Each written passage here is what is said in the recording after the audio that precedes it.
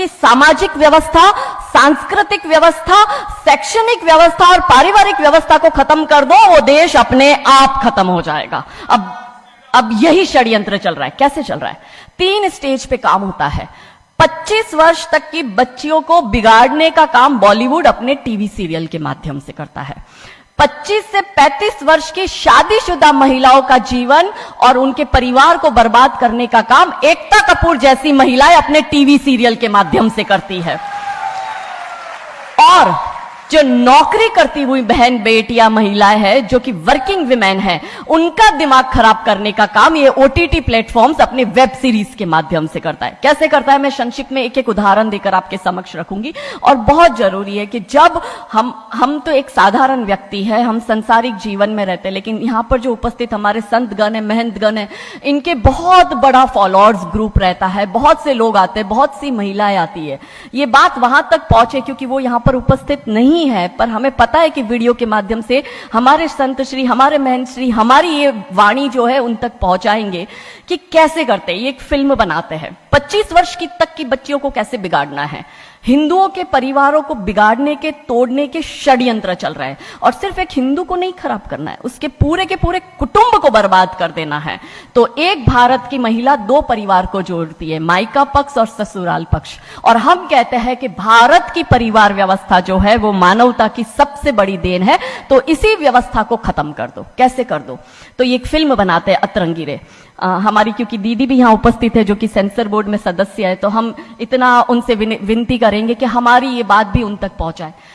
Systematically ये फिल्मों में लड़की दिखाएंगे हिंदू की, लड़का दिखाएंगे मियां भाई का, और उसमें भी दिखाएंगे कि वो लड़का चाहे अनपढ़ हो, चाहे गवार हो, चाहे आतंकवादी हो, चाहे पंचर छाप हो, और वो हिंदू की लड़की चाहे कितनी पढ़ी लिखी हो, लेकिन उसका परिवार जो है वो रूढ़िवादी है, वो रिग्रेसिव है, और उसके सामने यदि वो घोड़ा भी चला रहा है, खच्चर टट्टू भी चला रहा है, तो वो बड़ा प्रोग्रेसिव है, वो बड़ा संस्कारी है।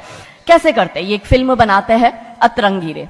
अतरंगी रे फिल्म में जो कि आज की युवा बच्चियों का लेटेस्ट क्रश है, सारा अली खान हीरोइन लेते हैं। हमारी युवा बच्ची इसको फॉलो करती है। उसमें यह दिखाते हैं कि सारा अली खान जो एक मुस्लिम लड़के के प्यार में पड़ जाती है और अपने परिवार से विरोध कर कर, उनसे लड़ झगड़ कर ट्रेन में बैठकर वो भाग जाती है। उसी ट्रेन में एक संवाद होता है उस पिक्चर के हीरो का और उसी हीरोइन का। दोनों अपनी अपनी लव स्टोरी शेयर करते हैं। तो हीरोइन पूछती है हीरो को कि तुम्हारी लव स्टोरी बताओ। तो वो कहता है कि कल मेरी शादी होने वाली है और लव स्टोरी तो मेरी लव स्टोरी है कि मैंने बचपन से जिस लड़की से प्यार किया, जिसके साथ पढ़ाई की, जिसके साथ मैं बढ़ा हुआ, उसी लड़की से मेरी बचपन की मित्र जो मेरे समाज की है, जो मेरे गांव की है, उसके साथ ही मेरी शादी होने वाली है। तो वो हीरोइन कहती है अरे ये और कोई लव स्टोरी है, ये लव स्टोरी नहीं हो सकती। तो हीरो पूछता है तो फिर क्या हो सकती है लव स्टोरी? तो वो कहती है कि मैंने एक मुस्लिम लड़के से प्यार किया है, मैं ठाकुरों की लड़की हूं, पूरा समाज, पूरा घर, पूरा परिवार मेरे खिलाफ है और मैं उन सबको ठोकर मारकर, उनकी भावनाओं को ठोकर मारकर अभी ट्रेन में बैठकर भाग रही हूं उस लड़के से शादी करने के लिए। और वो हीरोइन वहां पे डायलॉग देती है कि लव स्टोरी तो मेरी लव स्टोरी है कि मैं ठाकुर की लड़की और वो कतई मियां भाई, और ये है असली लव स्टोरी। तब हमारी 13, 14, 15 साल की युवा बच्ची, जिसके शरीर में हार्मोन्स चेंज होते हैं, आकर्षण होता है विपरीत व्यक्ति के लिए, तब वो आकर्षण में ये सोचती है कि हिंदू होके हिंदू बॉयफ्रेंड नहीं रखना, हिंदू होके हिंदू से प्यार नहीं करना। आप इतिहास में छपेगी, आपकी लव स्टोरी तभी बनेगी जब आप किसी मियां भाई से प्यार करेगी और उससे शादी करेगी। तो कैसे सिस्टमैटिकली ये स्लो पॉइजन बॉलीवुड की फिल्मों के माध्यम से फ्रेजाइल माइंड में डाला जा रहा है। और आज देखो कि क्यों समाज में लव जिहाद के इतने केस बन रहे हैं, और उसका सबसे बड़ा और मुख्य कारण बॉलीवुड है, क्योंकि इन बॉलीवुड वालों ने हमारी बेटियों को हादी रानी और रानी चिन्नमा रानी अब्बा का नहीं दिखाया। इन बॉलीवुड वालों ने हमारी बेटियों को करीना खान दिखाया है ताकि वो अपनी कोख से तैमूर और जहांगीर पैदा करे। ये बॉलीवुड वाले लव स्टोरी पर फिल्म बनानी है तो ये हादी रानी और राजा रावत सिंह चुड़ावत पर क्यों नहीं बनाते? मैं आपको उनकी कथा शॉर्ट में करती हूं कि राजा रावत का शादी जो होता है वो हादी रानी से होता है, मेवाड़ के राजा है, और औरंगजेब की सेना आक्रमण करने आती है। और जब औरंगजेब की सेना आती है तो राजा रावत सिंह का 2 दिन पहले ही विवाह हुआ होता है हादी रानी से। तो राजा जी की इच्छा नहीं होती कि मैं युद्ध लड़ने जाऊं, तो हादी रानी बड़े क्रोधित होते, वो कहते तुम मेरी चिंता छोड़ो, तुम अभी इस मातृभूमि की रक्षा के लिए, इस धर्म की रक्षा के लिए आप युद्ध भूमि में जाओ और आप मेरी चिंता मत करना, यदि आप बलिदान भी हो जाओगे तो मैं प्राउडली अपने आप को आपकी विधवा कहूंगी। तब राजा रावत युद्ध लड़ने जाते हैं।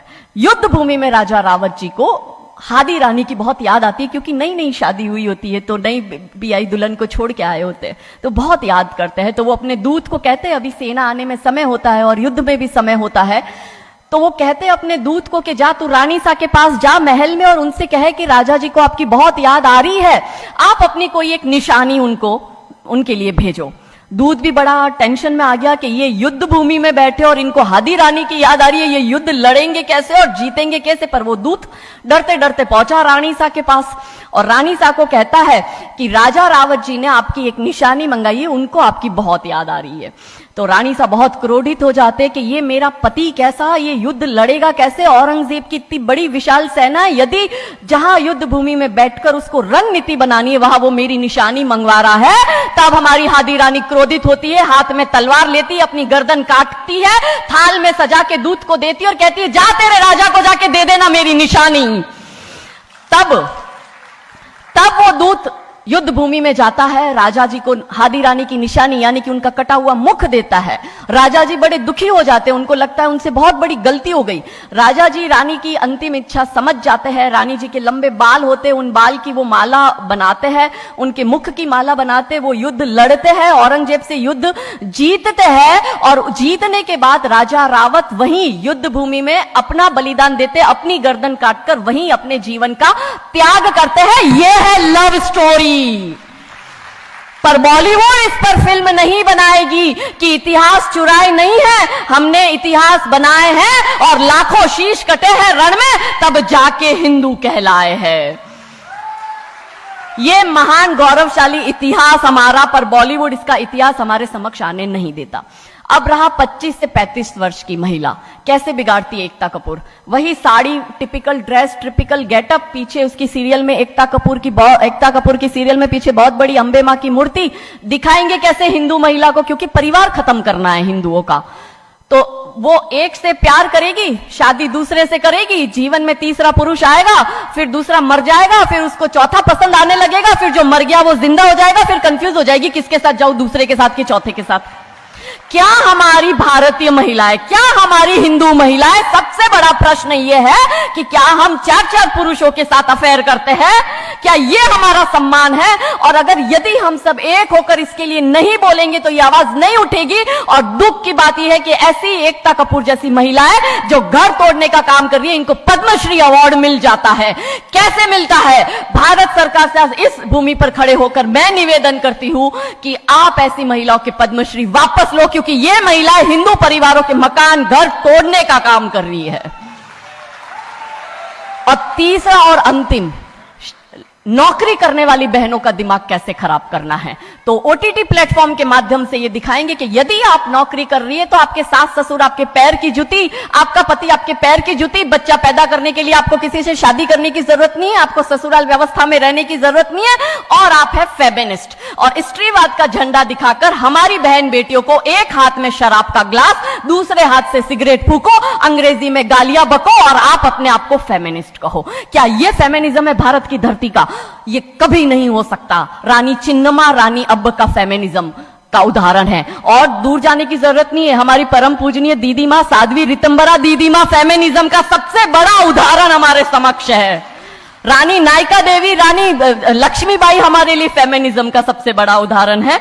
तो यहां उपस्थित सभी महानुभावों से हम यही विनती करते हैं कि फिल्म के माध्यम से ड्रग्स, अश्लीलता और गाली गलौच ये दिखाने के सिवाय कुछ नहीं होता। तो हम सब मिलकर एक साथ एक आवाज उठाए कि इन चीजों का बंद होना बहुत जरूरी है, क्योंकि आने वाली पीढ़ियों को बर्बाद करने का काम ये लोग अपने टीवी सीरियल और फिल्मों के माध्यम से कर रहे हैं। और क्योंकि शुरुआत भगवान राम जी के नाम से करी थी, तो अंत भी हम भगवान राम जी के नाम से करना चाहेंगे कि कौन है राम। राम जो है चेतना है, बिंदु है, बिंदु जिससे प्रस्फुटित है तेज, तेज जो कि इस समस्त सृष्टि की रचना की कल्पना का हेतु है, अनाम है, अनाम जो है पंक्ति में प्रथम, प्रथम है धर्म धैर्य का